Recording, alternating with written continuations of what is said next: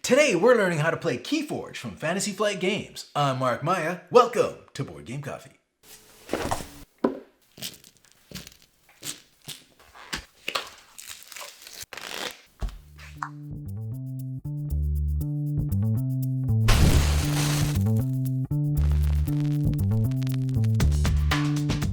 If you're new to our How to Play videos, well, first off, welcome. Thanks for joining us. Our How to Plays are broken up to categories and separated in the index below with links for your convenience. Let's do this.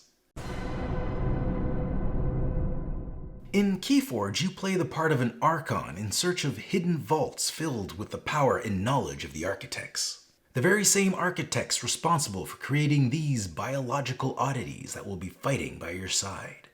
But to open these vaults, you'll need to forge 3 keys, and to do that, you're going to need to find yourself some amber. Problem is, everyone else wants it too.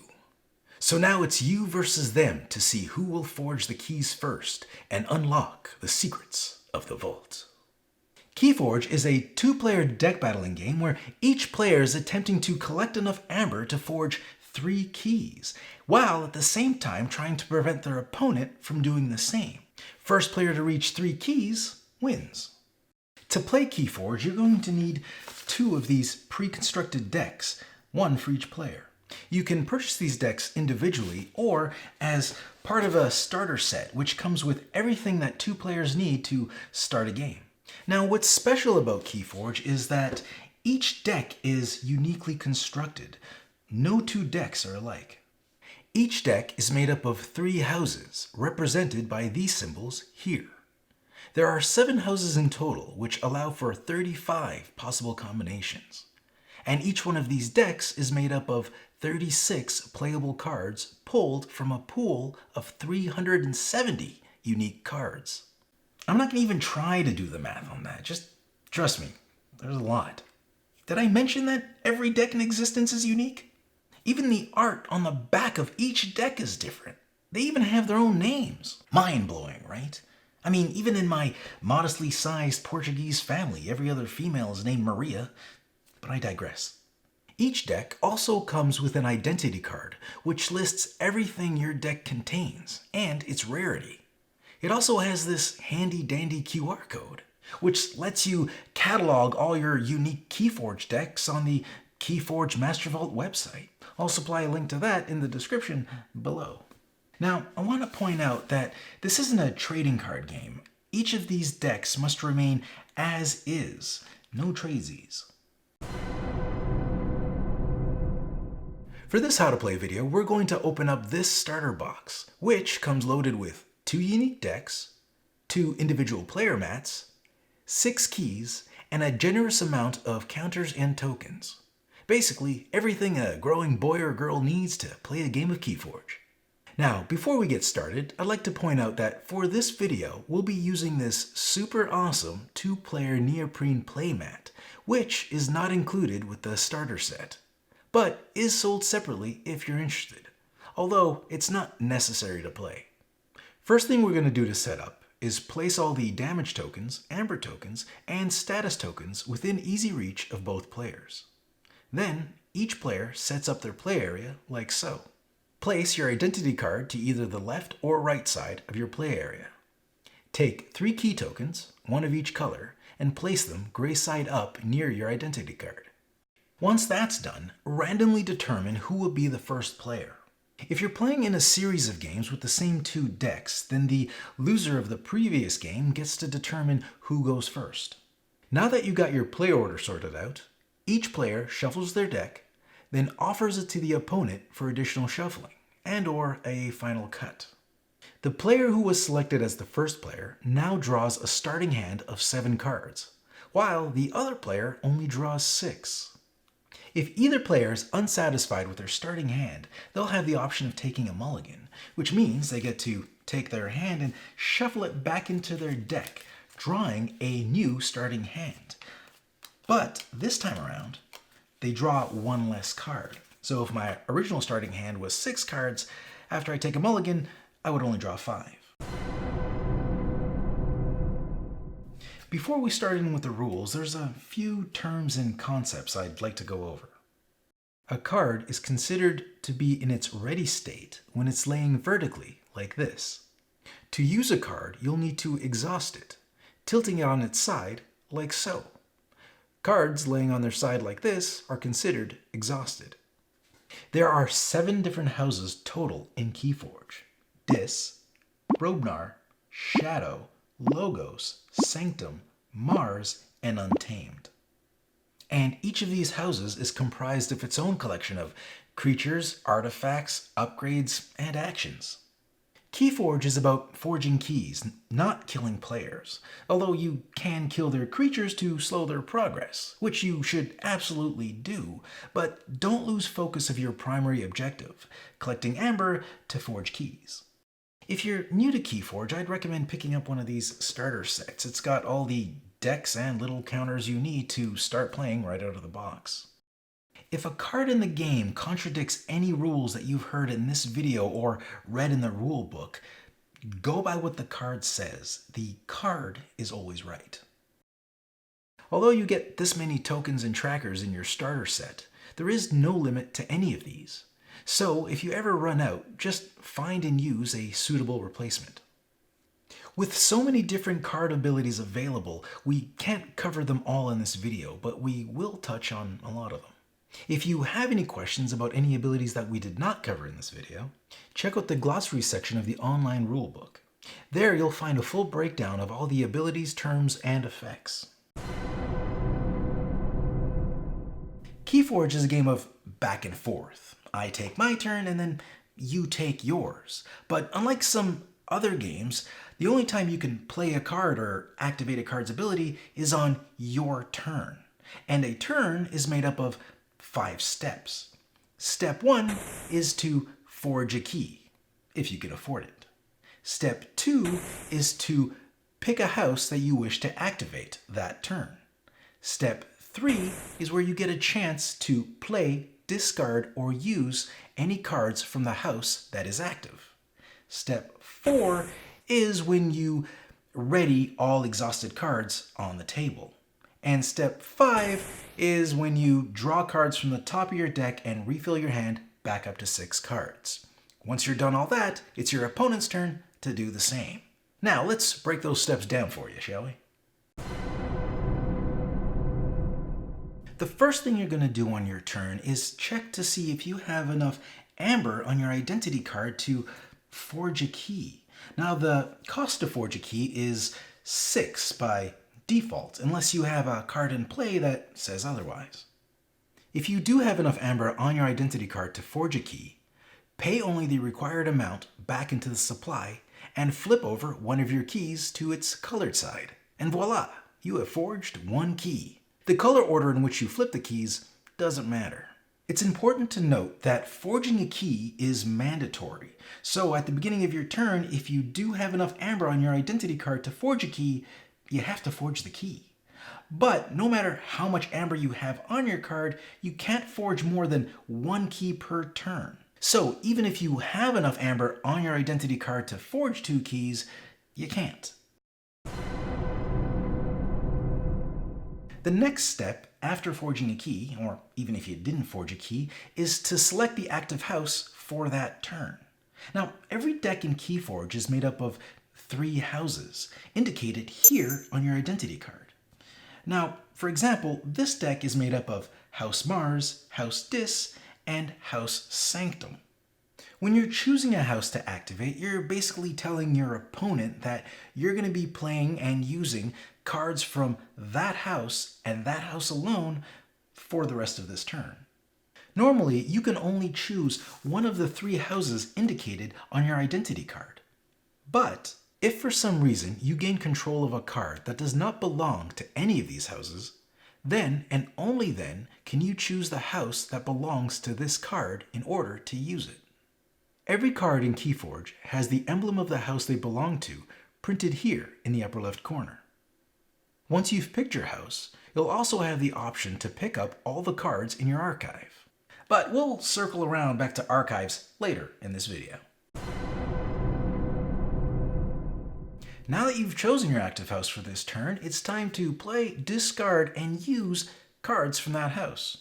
And only from that house. It's important to note that you can play, use, or discard in any order you please. So you can play a card, discard, play another, use a card, and discard again. Or do nothing at all. It's really up to you. The only exception to this rule is on the first player's first turn. When the first player takes their first turn of the game, they can't play or discard more than one card from their hand. Although that one card they do play might direct them to play another card. In that case, that's okay. After that first turn, you can play as many cards from the chosen house as you want.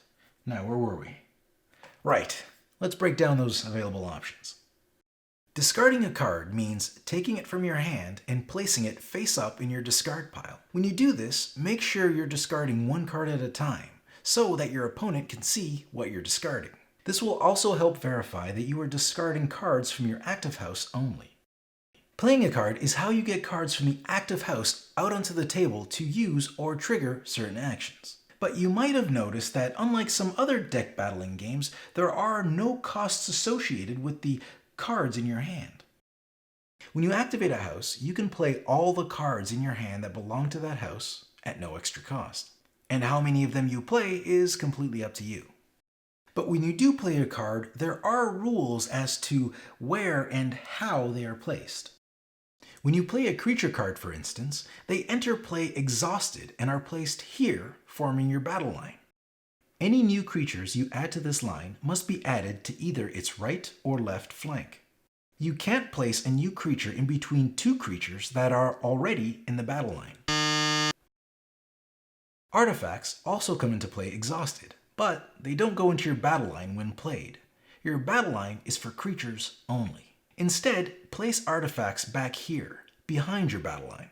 Cards in their exhausted positions can't attack, reap, or use any abilities that require them to be exhausted. So in most cases when you're playing a card on your turn, considering they come into play exhausted, you're more than likely setting yourself up for a future turn. Other cards you play, like upgrade cards, get attached to creatures you already have in play, and action cards will be placed in your discard pile as soon as they are resolved. You'll notice that some of the cards you play will have this image of amber here in the upper left portion of the card. This means by playing this card, you'll gain that much amber, which is immediately added to the amber pool on your identity card. Additionally, some cards will also have the play keyword indicated in bold print here. This means that as soon as you play this card, you are triggering its ability as soon as it's played. Now, if you already have cards of the active house in play and ready, you can use as many of those cards as you want. For example, if my active house was Sanctum, I could use any of these readied Sanctum cards. I can reap with this creature to collect an amber, trigger this creature's ability to improve a creature's armor, send this thing to fight that thing, and if I had a Sanctum artifact in play, which I currently do not, I could use that too. Once you're done, discarding, playing, and using any cards from your active house, it's time to move on to your ready step. The ready step is when you ready all exhausted cards on your side of the table, regardless of which house they belong to. As you can see, by doing this, these cards are now ready to be used on a future turn. The last thing you do on your turn is draw back up to 6 cards. So if you're holding less than 6 in your hand, just draw cards from the top of your deck until you're once again holding 6 cards. If you ever have to draw a card from your deck, but there are no more cards in your deck to draw, just take your discard pile, shuffle it up, and place it face down to create a new draw deck. Once that's done, draw the rest of the cards you needed. Now, it is possible by the time you reach the end of your turn that you'll be holding way more than 6 cards. If this happens, just simply don't draw any more cards. There is no hand limit in KeyForge, so you don't have to discard down to 6 either. Oh, and one more thing. If at the end of your turn you have enough amber on your identity card to forge a key, you announce check. Now, you're not actually forging a key at this time, but announcing check lets your opponent know that forging a key at the beginning of your next turn is imminent, and it gives them a chance to respond in kind during their turn. There are 4 different categories of cards in KeyForge. Now, I've touched on some of them a little bit, but let's go into a little more detail, shall we? First and foremost, let's talk creatures. Once played, a creature card will remain in the battle line until it takes lethal damage or is removed due to a card's effect. Creatures also have a power and armor value, which comes into play when attacking and defending, but we'll cover that a little later. The most important thing your creatures can do is reap. Reaping allows you to gather amber in order to forge your keys, and it works a little something like this. First thing that you need to know is that all creatures can reap. All of them. Now, you might notice that some creatures in your deck have this reap keyword printed on their card, and others don't. A creature does not need this keyword in order to reap. The reap keyword indicates that this creature has an additional ability that triggers when they do in fact reap. To reap, all you gotta do is exhaust a creature from the active house and add 1 amber to your identity card. That's it. Easy peasy. You'll earn 1 amber for each creature you exhaust for this purpose. Action cards are pretty straightforward. You play a card from your hand and trigger its play ability, at which point you just do what the card tells you to do. And if for some reason you can't do it all, just resolve as much of it as you can. Then place the card in the discard pile. Artifacts, much like creatures, remain in play from one turn to the next, and have a wide variety of abilities that you can use, although artifacts cannot be used to attack or reap. And last but not least, upgrades. Upgrades are attached to creatures to improve them in one way or another. When you attach an upgrade, slide it underneath the creature like this, with the upgrade text visible at the top. Upgrades do not have to match the house of the creature you're playing it on.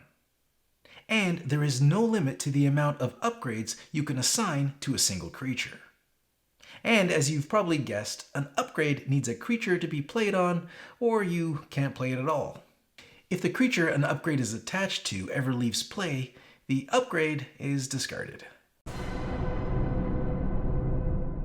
Across every card type, creatures, artifacts, upgrades, and actions, you'll notice that many of them have special abilities listed here. A lot of these abilities will have keywords associated with them, indicated in bold letters. When this keyword is triggered, the ability that comes after it takes effect. The play ability, for example, triggers when a card from the active house is played, even if that card is played from somewhere else other than your hand. Although, if a card asks you to put a card into play, any play ability that card might have will not take effect. Action abilities, on the other hand, require that the card be already in play, ready, and belonging to the active house. To trigger an action ability, simply announce that you want to perform that card's action, exhaust it, and apply its effects. Earlier in the video, I mentioned that all creatures have the ability to reap to generate amber, and that's true, although some creatures also have the reap keyword printed on their card. This means that when this creature performs a reap, they not only receive 1 amber, but they also trigger the additional benefits of their reap ability. Sky Booster Squadron, for example, will return to your hand when they reap, which is a great way to remove damage tokens. The fight ability will trigger when a creature with this keyword printed on their card initiates a fight, although fight abilities are only applied at the end of a fight. So, for this creature's fight ability to take effect, they have to survive the battle. If they don't, the fight ability will not trigger. On the other hand, if you have a card with the keyword destroyed, that card's ability will trigger when that card is, well, destroyed, but before it leaves play. Once the destroyed ability is resolved, place the destroyed card face up in your discard pile. And finally, Omni abilities. Omni abilities are special because you can use an Omni ability even when it doesn't belong to the active house. Other than that, Omni abilities work just like action abilities. Exhaust it and resolve its effects. When resolving any of these abilities, you might come across a situation where you just can't do everything the card is telling you to do. When that happens, just resolve as much as you legally can. Some cards have what you would call a constant ability. Unlike triggered abilities, constant abilities don't need a trigger to activate. They're just always active as long as they're in play. So, for example, this artifact here gives my flanked creatures +2 power. This power bonus is always active as long as this card is on the table. Constant abilities are active even if the card is exhausted, although you don't have to exhaust these cards to use these abilities. Finally, combat. This is the part where you get to pit your creatures against your opponent's creatures and hope you come out in one piece. Okay, now before we get into how combat works, let's take a look at the anatomy of a creature card. At least the parts that pertain to battle, that is. This number here is the creature's power, and power represents two things. It tells you how much damage this creature deals in combat, and it also represents how much damage this creature can take before it's killed and removed from the battle line. The number here in the shield icon is the creature's armor, and represents how much damage this creature can block per turn. If a creature has this line instead of a number, then that creature has no armor. And also note that both of these values can be augmented via upgrades and other card abilities. Alright, now that we got that down, let's get into the combat. Any readied creature that belongs to the active house can start a fight. To do so, exhaust the creature you want to attack with, select which one of your opponent's creatures you want to attack, and have at it. There are some card abilities that will impact which creatures you can or can't attack, but when that happens, it'll be clearly stated on whatever card is having that effect, if they show up at all. Now, when two creatures are in a fight, they both hit each other at the same time. How much damage they deal is based on their power value. When a creature without armor takes damage, it's pretty straightforward. Simply apply the total of the attacker's power value as damage, using these red damage tokens. But if the creature does have armor, they will prevent an amount of damage equal to their armor value. So in this example, this creature is being dealt 4 points of damage from this guy. But since this guy has an armor of 2, he'll prevent 2 of that damage and only take the remaining 2. Pretty handy, right?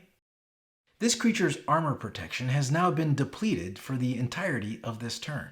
If instead he was only attacked for 1 point of damage, then he would have blocked all of it, taking no damage at all. He would still have 1 point of armor left over that he could use to block the next point of damage dealt this turn. But, unfortunately for him, that wasn't the case. So, for the rest of this turn, if this creature gets attacked again, it's considered to have 0 armor for blocking. But if he manages to survive till the end of this turn, his armor will be reset to its full potential. Any wounds a creature receives in battle, or otherwise, will remain on that creature until they are either healed or the creature is killed. It's important to note that damage tokens on a creature do not reduce how much damage that creature deals in a fight. When a creature receives an amount of damage equal to or greater than their power value, that creature is removed from the battle line and placed face up in their owner's discard pile. Any gaps left in the battle line by the sudden departure of a creature is instantly filled in by sliding the remaining creature cards together and closing the gap. Now, if the attacking creature had survived the battle, and they had a fight ability printed on their card, this ability would now trigger and you may continue to resolve its effects. Chains are KeyForge's way of leveling the playing field, and they're tracked using these handy little chain trackers. If a player plays a real powerful card, there's a good chance that there's a chain value associated with it, indicated here in the text. When this happens, the player who played the card will add that many chains to their chain tracker. What do these chains mean? Glad you asked. Chains reduce the amount of cards you draw at the end of your turn. So if you have, say, 4 chains or anything down here on the lower track, you're going to be drawing one less card when you refill your hand at the end of the turn, as indicated here by this number. But if you had, let's say, 8 chains on your tracker, then you would be drawing 2 fewer cards when you refill your hand. So in this example, if I had only 2 cards in my hand when it came time to refill back up to 6, I would only draw 2 cards instead of 4 because of the chain tracker's -2 effect. I know it sounds harsh, but this effect won't last forever. You see, whenever a player with 1 or more chains has to draw at least 1 or more cards, they shed 1 chain. From time to time, you might come across a situation where one deck is way powerful than another. Maybe these are 2 decks that you and your friends play often, or maybe you're in a series and one deck just keeps winning while the other deck keeps losing. Well, in this case, if both players agree, the player with the more powerful deck can voluntarily take on any number of chains they think is fair before the start of the next game. This will put the more powerful deck at a disadvantage and hopefully level the playing field a little bit. Early on in this video, I mentioned the archive. The archive is a stack of face-down cards that have been set aside to be retrieved on a future turn. The only way to move a card to the archive is via a card's ability. For example, when you play Dust Chronicles, it lets you archive a card if you have more amber than your opponent.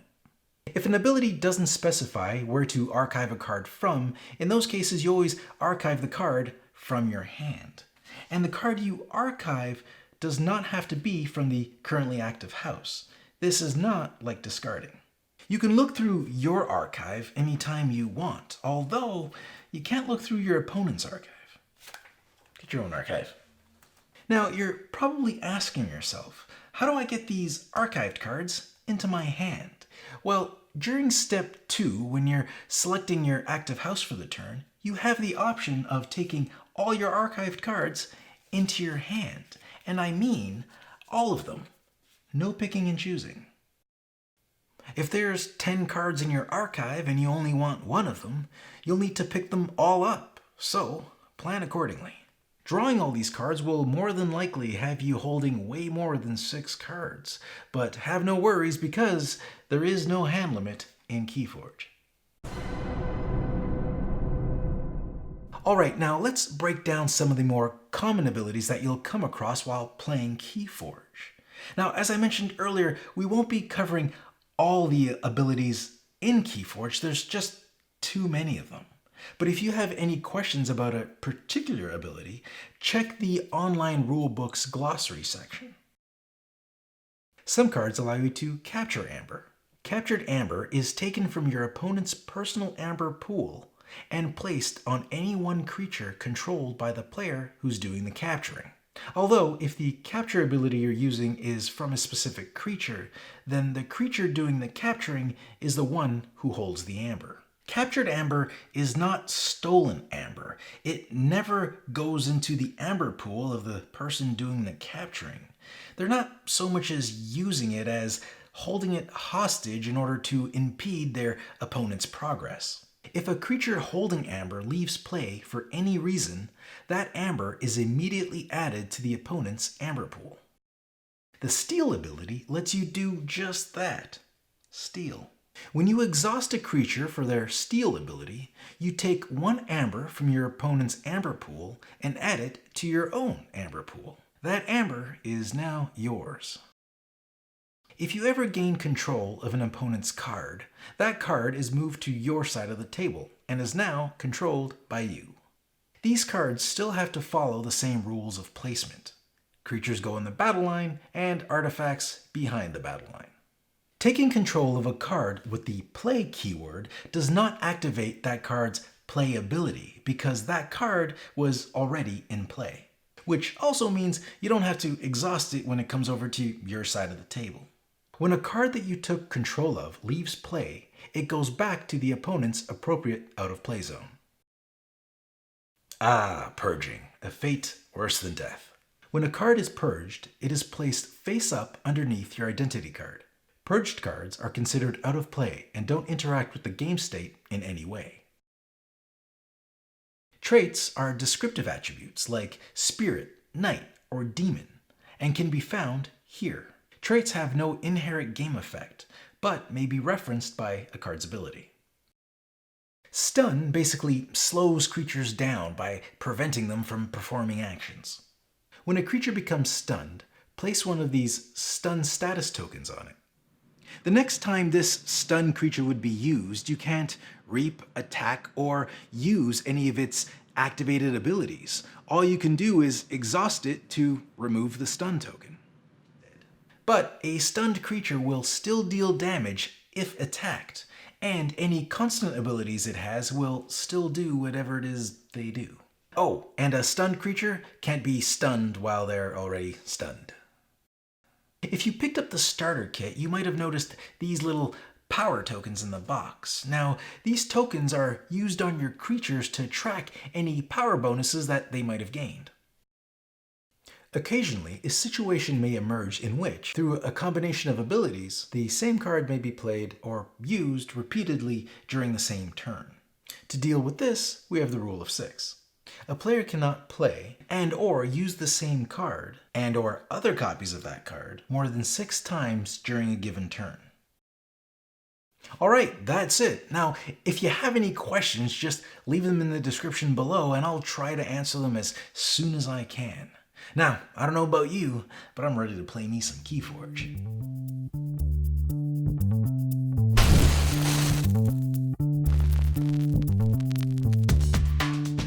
Thanks for joining us. If you like this video and you want to see more, subscribe to our channel. It's the best way to keep up to date with everything we do here at Board Game Coffee.